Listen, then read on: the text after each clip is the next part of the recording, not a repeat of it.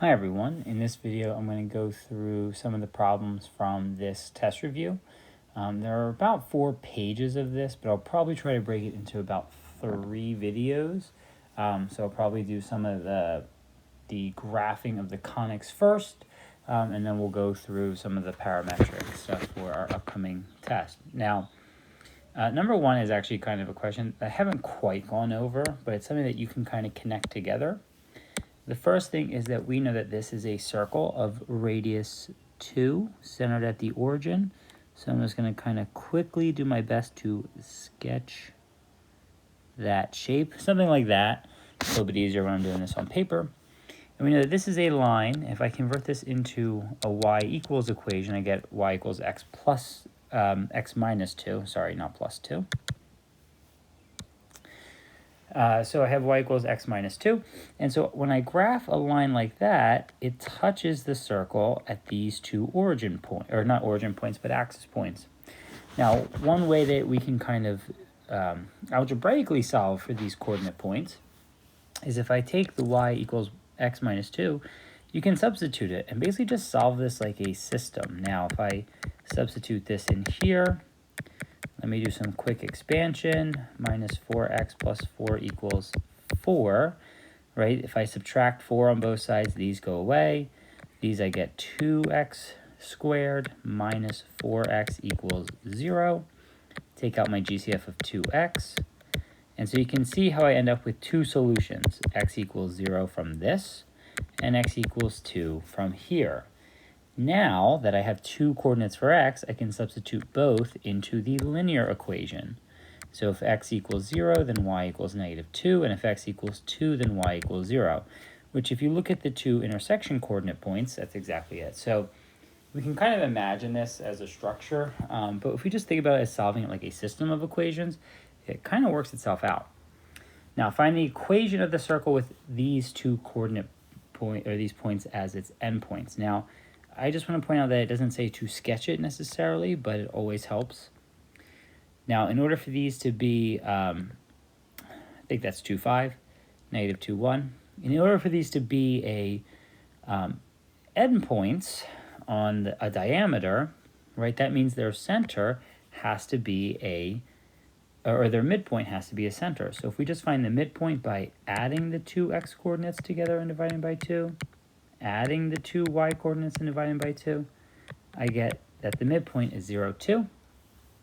So now that I have the center, I just need to use the distance formula to find the radius. So I'm going to let you figure that out since you should kind of remember the distance formula. Worst comes to worst, use Pythagorean theorem. A squared plus b squared equals c squared. But it's root 13. So with the center at 0, 2 and the radius at root 13, we get the equation x squared plus y minus 2 squared equals square root 13 squared, so just 13. So this would be the equation of the circle in that particular case. Find the coordinates of the vertices of the ellipse with the equation x squared plus 9x squared plus 5y squared equals 45. So again, if I just convert this into its standard form, by dividing everything by 45, I get x squared over 5 plus y squared over 9 equals 1. So my center is 0, 0. And since the y-axis is larger, my core vertices will be 3 plus or minus 3 in the y direction, and then my x direction vertices are plus or minus root 5, 0. So we're going to have more of a, so it's going to go up more like this. And so then to find the focus of my vertices, now remember ellipse equations are adding, so the foci equations are a squared minus b squared. Again, a is just whichever one is larger. So in this case, 9 minus 5, which would get me 4. And so it's c squared equals 4, which gives me the foci is 2 away from the center. And since it's going up and down the y-axis as its major axis, that means the foci would be here and here. And then find an equation of an ellipse that has these coordinate points. Now, by sketching this, it's quite tough, just because the size of the graph didn't work well for my example. It looks more like a circle. But again, it just wants the equation. And what's important is that it has vertices here, which is basically the major axis vertices. Now you can tell right from here. Do you see how the x value is the same? So if I just find the midpoint of the y coordinates, which would be 2, then I know that this has to be my center. Remember, you get the midpoint by just adding these two values and dividing by 2. And you can even verify it here. If I look, the x coordinates are the same, or the y coordinates are the same on the minor axis. If I look at the average of these two values, okay, I would also get 2. So it makes sense that the average of both sets of vertices is my center. So I'm going to kind of do a rough sketch here. So here's 2, 2, 2, negative 4, 2, 8, and then 5, 2, negative 1, 2. So I have an ellipse like this. And so if you remember, the core thing about the ellipse equation is you have your center, it's equal to 1. We have to find the x radius and the y radius. And it's really easy to find that because all you have to do is think about how far apart are these values. So if this is negative 4 all the way up to 8, that means it's a distance of 12, right? So negative 4 to 0, then 0 back up to 8, which means just a individual radius would be 6. So the y direction would be 6 squared, aka 36 on my y value. And then in the x direction, I'd have to go the other way. And so 5 to 1 is 6 all the way across, which means each individual value would be 3, which means x squared would be 9. Looks like my graph from the last question is on this side. Okay, so how to graph hyperbolas. Now, they give me the center, which is pretty nice. It's actually quite forgiving. And it gives me only one vertex. Now, this is not too hard to kind of manipulate, because if I know where the center and the vertex is, so down 3, that also means, right, the other vertex has to be at its opposite direction, which would be 0, 3. So we now know where the directions are, okay, so they're up and down. So the last thing I really need to determine is what would be the other dimension here, because what we know already is the center. So we have this in terms of the equation. What we also know is that it has to open up and down, which means y is positive, x is negative. And actually what we also know is that the distance from the center to the vertex here is the y radius, so 3, which means underneath would be 3 squared, or 9. So what I'm really missing is how far out do we have to go in the x direction? They don't tell me that, but they tell me the foci. So again, the foci equation for hyperbolas is c squared equals a squared plus b squared. But here's the thing, we already know what b squared is. It's 9. And c squared would just be whatever this value is squared. Because the center's at 0, 0, I just can say, well, it's square root of 13. So we know c is the square root of 13. A squared plus 9 squared, well, 9 is 3 squared. So I get 13 equals a squared plus 9. Subtract 9 on both sides. 4 is a squared. A has to be 2. So what that would mean is, if I was to sort of create my slope boxes here, that means the slope of the asymptotes would be plus or minus 3 over 2. Which also means that 2 squared has to be my last denominator. Okay, now find the equation of the hyperbola with a vertex at 0, negative 3. So it doesn't tell me the center right off the bat, but we actually do know something about the center. So first off, 0, negative 3. You're going to have to use sort of a little logical thinking cap here. if one of the vertexes is at 0, -3, what that means is the center either has to be at 0 and then some y value, or it has to be at, I'll write this way, or it has to be at some x value -3. Remember, your vertex either has to be on top of it vertically or horizontally. So it either has to be a difference in the x or the y. So we've already figured out one of the components. What we need to now figure out, and we're going to use this to do it, is how we know it has to go through a certain point. And again, it's a little bit of a logical thinking cap here, but both of these equations have to go through the point 0, -5.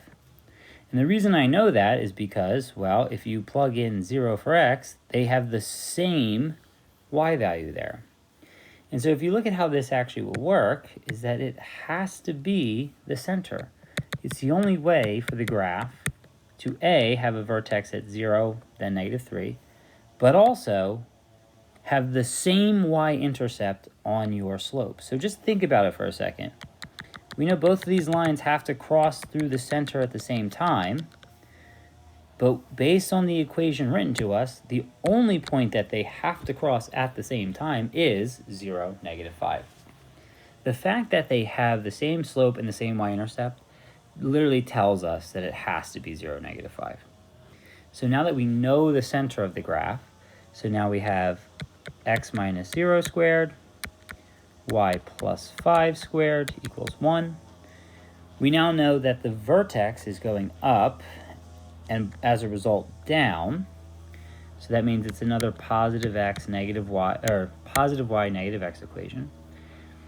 And they actually already tell me the ry and the rx. Ry is the slope of the numerator, so that's 2, so square it to get ry on the bottom there. And then 3 is my run, which is my x value, so I square it and I get that equation. So I just really, there's not a lot of math, there's a lot of logic as a result of the way that the graph has to work. And now we can see here that this is a parabola. So the first thing is we don't like the fact that it's -1/8 here. So I'm going to multiply both sides by 8. Oops, equals -y plus 2 squared. So my vertex is opposite of x, opposite of y. It is a x equals y squared equation, which means it either has to open left or right. Since I only see one negative, that means it has to open in the negative direction. And now that we have that, we can get the p-value. So 4p equals 8, which means p equals 2. So again, if I had the point 3, -2, with a parabola that's opening to the left, what that's going to mean is that my focus is going to be 2 behind it. So that's going to be at 1, -2. So that's my focus. And then my directrix is going to be the other direction. X equals 5. So that's my directrix, and that is my focus here. Okay. All right. And then this will be the last question that I do in this video, and then I'll pick up with the other questions in the next part of the video. A parabolic headlight is a bulb located at its focus 1 inch from the vertex. If the total depth of the headlight is 2 inches, what is the diameter of the headlight? So again, we want to think of this in terms of a parabola. So if you have a parabola like this, it's 1 inch from its vertex. The total depth of the headlight is 2 inches. So if you remember, we did that bridge problem. And so we're going to call this my center. Let's make that 0, 0. What we know, if we think of this as coordinate points now, is we know that the focus has to be at 0, 1. We also know that this piece right here is at the coordinate point we don't know, but positive 2, because it's above the vertex by 2. We want to know what is the diameter. So how far apart are the two endpoints? So once we find this distance here, we double it, we get the answer. So the way that we're going to do that is we know a few things about this parabola. First thing, it has to be a y equals x squared equation because it's an upward facing parabola. We centered it at 0, 0, which we can always kind of recenter these, by the way, so you should always just think about using it as just y equals x squared. The only thing we need to figure out is what is the constant that has to go in front of the y variable here. And remember that for p value, p represents the distance from the center to the focus, which is 1.